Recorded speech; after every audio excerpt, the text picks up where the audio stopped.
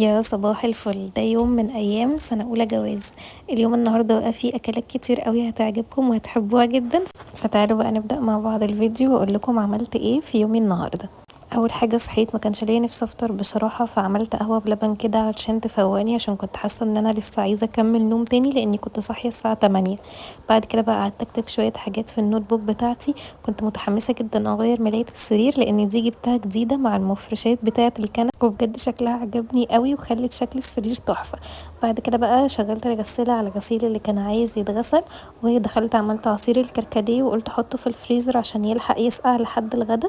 وبعد كده كنت عايزه اعمل كيك بالشوكولاته، فكنت جايبه الكيك ده من حلو الشام، ومشيت على نفس الخطوات اللي ورا العلبه: 3 بيضات ونص كوبايه زيت او سمنه ونص كوبايه لبن، وعملته بقى وحطيته في الفرن طريقه بسيطه جدا وطلع طعمه تحفه.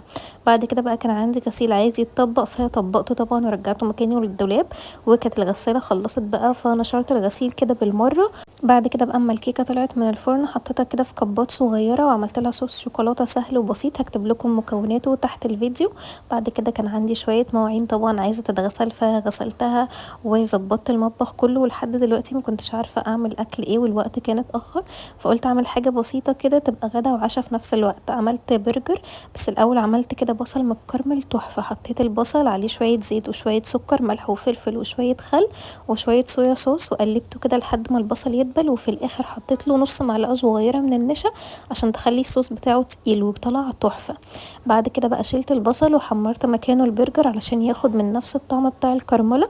وشغلت بقى بخور، والبخور ده من انسان بجد ريحته حلوه جدا بتثبت في الشقه بالساعات. كنت مش متخيله ان هيبقى حلو كده. بعد كده بقى جهزت السندوتشات، وتظبيط الاكل عندي اهم من الاكل نفسه، فظبطت السندوتشات كده وعملتها زي بره بالظبط، وبجد صوص البصل كان خطير. حلينا بقى بعد الغدا، وبعد كده شغلت فيلم سمير وشهير وبهير وقعدنا نتفرج عليه، وبس كده يومي خلص. استنوني في فلوج جديد. باي.